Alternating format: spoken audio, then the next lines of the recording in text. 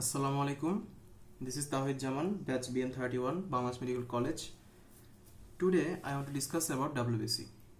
This is the most important and simplest topic of physiology. So let's start. First of all, the classification. WBC is one of the important component of blood. The normal count of WBC is 4,000 to 11,000 per cubic millimeter of blood. Now come the classification. WBC is divided into two types, granulocytes and agranulocytes, on the basis of presence and absence of the granules. Granulocyte means there is presence of granules. Agranulocyte means there is absence of the granules. When there is A in the beginning of any word, it means absence of the granules. Okay. So again, granulocyte is divided into three types: neutrophil, eosinophil and basophil, depending on the nuclear characteristics, distribution of the granules and staining property. You have to mention these 3 points: nuclear characteristics, distribution of the granules and staining property. Granulocytes are three types: neutrophil, eosinophil and basophil.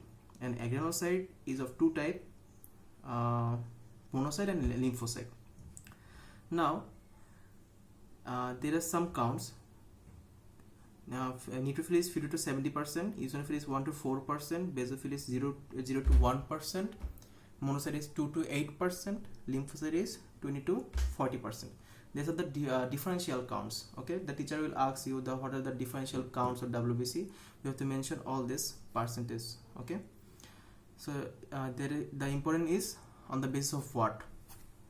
In the classification, the important topic is on the basis of what. The teacher will ask what is the basis of the classification. You have to mention these points. Now come to the characteristics.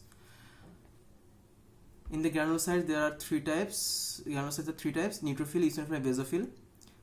You have to mention 4 points to describe a granulocyte: nucleus, granules and staining.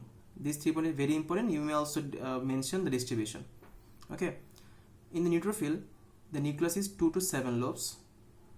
Granules are fine granules. Distribution is uniformly distributed, and staining is pinkish violet. Okay, that's why I have drawn here 4 lobes.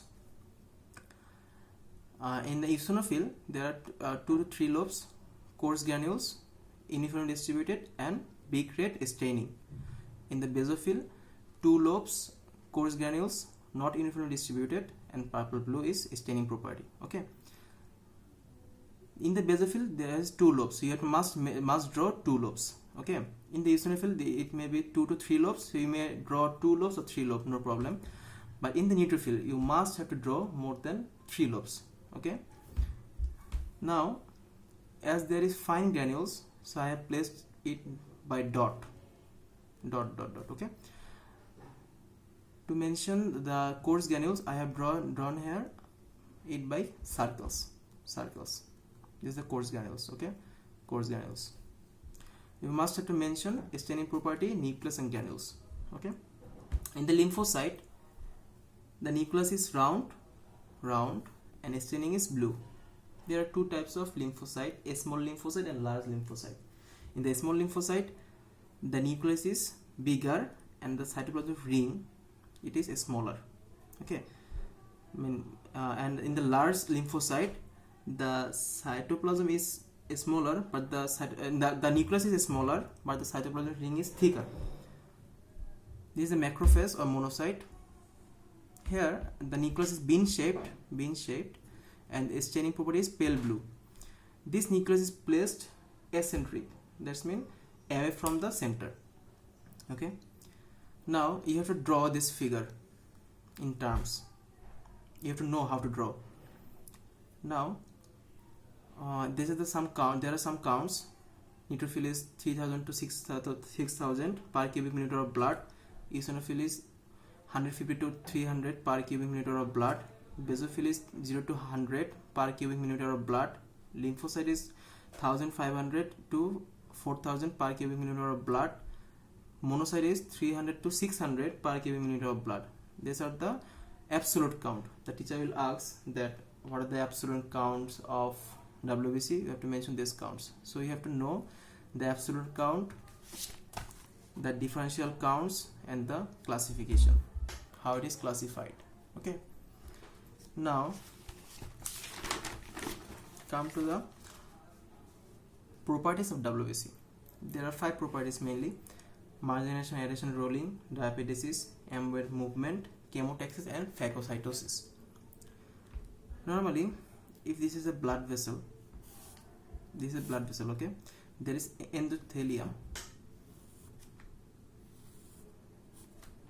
capillary endothelium.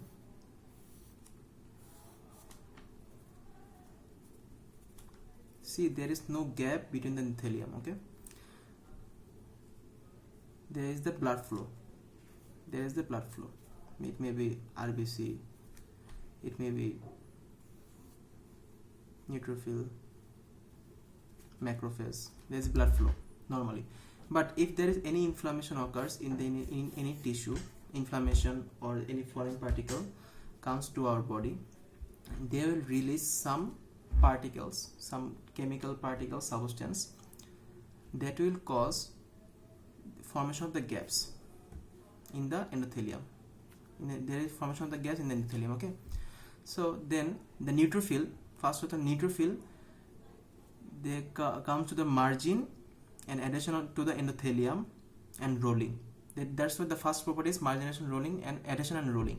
Okay, then it will invaginate through the endothelial gaps, comes outside of the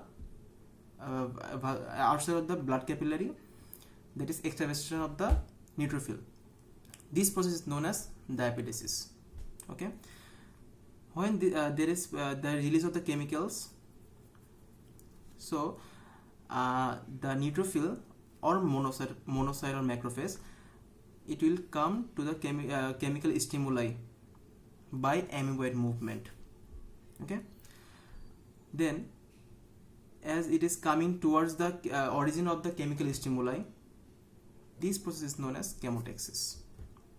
Okay, after that, coming here, if this is a foreign particle, in the phagocytosis there are 3 steps.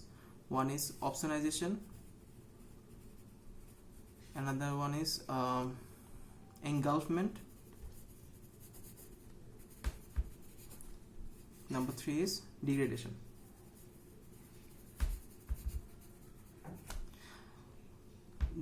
When there is presence of the foreign particle in our body, some thing there is present in our body to recognize that this is a foreign particle, this is harmful to our body, like C3b or immunoglobulin G. It will be attached to the foreign particle so that the neutrophil can recognize that this is the foreign particle and I have to engulf this. Then the neutrophil comes here. This is the foreign particle. Neutrophil comes here, forming a pseudopodia. If this is a neutrophil, this is a foreign particle. There is complement C3b or immunoglobulin G. The neutrophil recognize this particle and engulf and takes inside the neutrophil. When this foreign particle comes inside the neutrophil, this will be known as phagosome.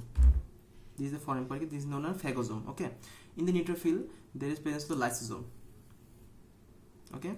As there is presence of the granules in the neutrophil, there are some 2 types of granules: primary granules or azurophilic granules. Also, there are secondary granules. This lysosome contains various degradative enzymes or hydrolytic enzymes. After that, this is the phagosome. This is the lysosome of the neutrophil. After that, this phagosome and lysosome fused and forming phagolysosome. Then the lysosomic enzyme, the hydrolytic enzyme, will degrade the foreign particle and destroy the foreign particle. This is the properties of WBC. Okay. Now come to the function of the neutrophil. Engulf foreign particle by phagocytosis.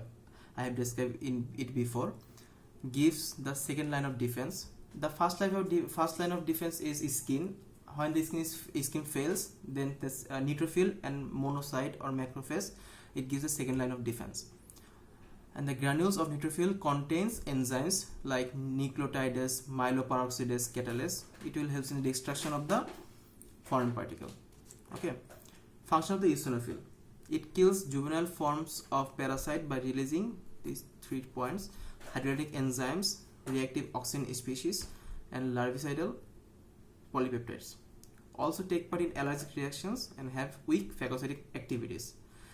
That's why when there is any parasitic infection in a human body, there will be increase of the eosinophil level.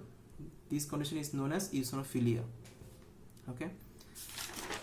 Another one is the function of the basophil.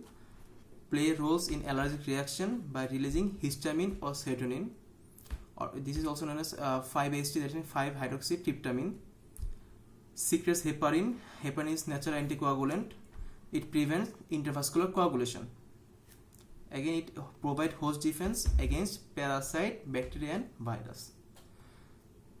So the rest of the topic we will discuss in the another video. Okay, Allah Hafiz.